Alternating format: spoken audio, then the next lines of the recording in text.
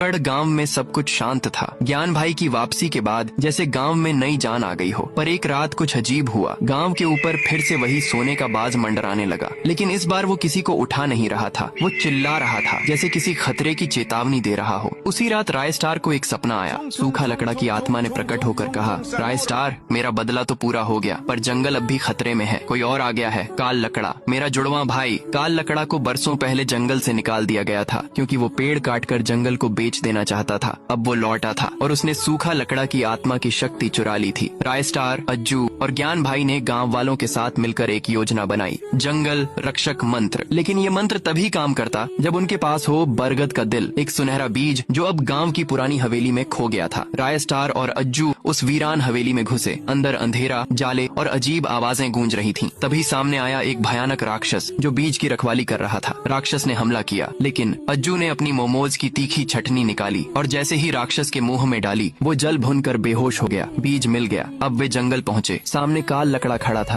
पूरा जंगल जलाने को तैयार। उसकी आंखों में आग थी और हवा में राख उड़ रही थी। राय स्टार ने जंगल रक्षक मंत्र पढ़ा और सुनहरा बीज जमीन में बो दिया। अचानक धरती कांपने लगी और उस बीज से निकला एक विशाल सुनहरा शेर। शेर ने दहाड़ मारी और काल लकड़ा पर टूट पड़ा। दोनों में जबरदस्त टक्कर हुई, पर अंत में काल लकड़ा को मौत के घाट उतार दिया गया। जंगल फिर से हरा भरा हो गया। सूखा लकड़ा की आत्मा शांत हो गई। गांव में फिर कभी कोई अनहोनी नहीं हुई और राय स्टार, अज्जू और ज्ञान भाई अब सिर्फ दोस्त नहीं थे, बल्कि जंगल के रक्षक कहलाते थे।